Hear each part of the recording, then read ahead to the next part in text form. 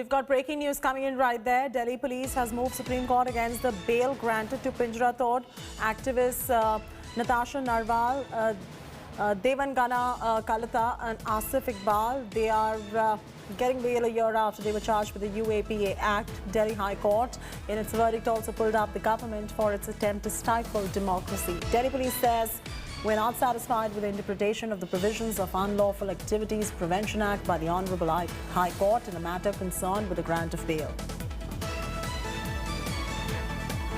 Anisha Mathur now joins us for the very latest. Anisha, the Delhi police, of course, not very happy with the order given out by the Delhi High Court. They've gone ahead and moved the Supreme Court against the bail that has been granted to these activists, Natasha Narwal, Kalata, Asif. But the fact of the matter is, we'll have to wait and watch to see what the Supreme Court will now have to say on this.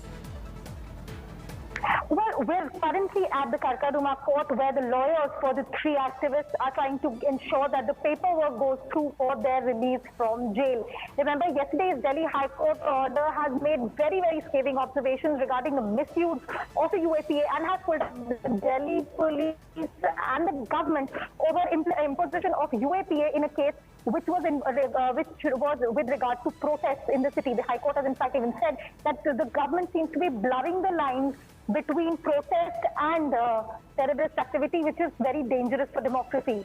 Now, after all of these observations, the court in the Asif Iqbal Tanha matter has also observed that there does not seem to be any factual evidence brought by the police to justify the charges of UAPA.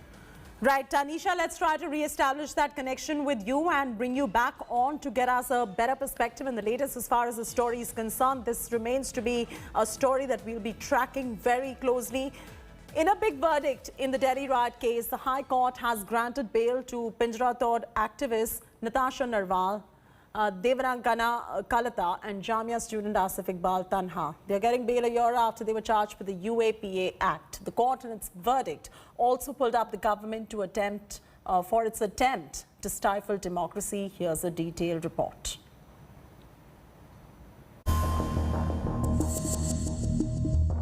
In its anxiety to suppress dissent in the mind of the state, the line between the constitutionally guaranteed right to protest and terrorist activities seems to be getting somewhat blurred.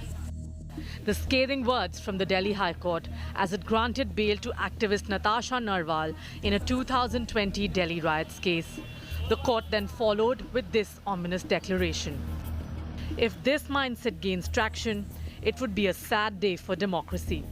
After over a year in jail, the Delhi High Court on Tuesday granted bail to Pinjra Tod activist Natasha Narwal, Devangana Kalita and Jamia student Asif Iqbal Tanha. They were arrested in May last year under the stringent UAPA law, charged with premeditated conspiracy in the Delhi riots. You can't keep charging everybody under terror laws, which has very, very drastic consequences. So even the court's accountability increases in such cases.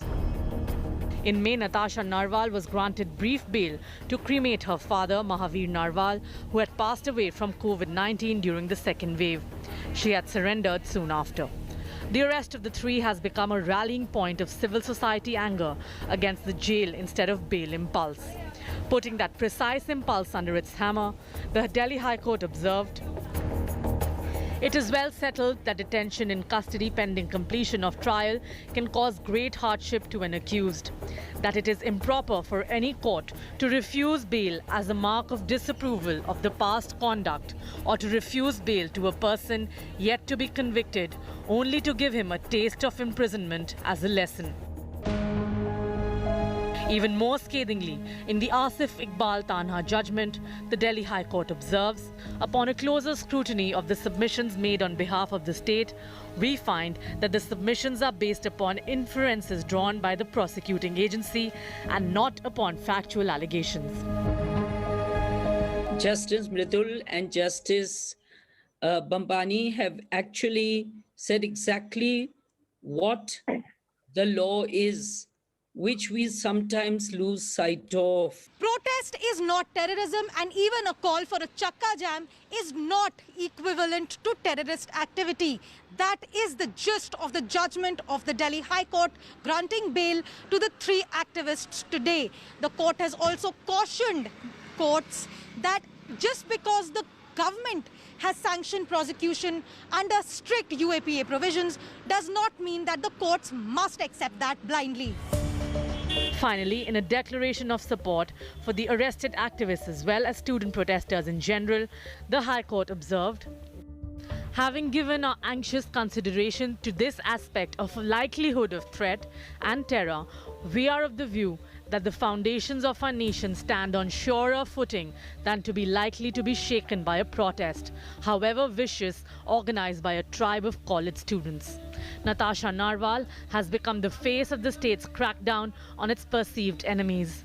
The implications of today's observations by the Delhi High Court could have far-reaching consequences. With Anisha Mathur and Nalini Sharma, Bureau Report, India Today. It's a wrap from me, Chaiti Narula, on this bulletin. Further news and updates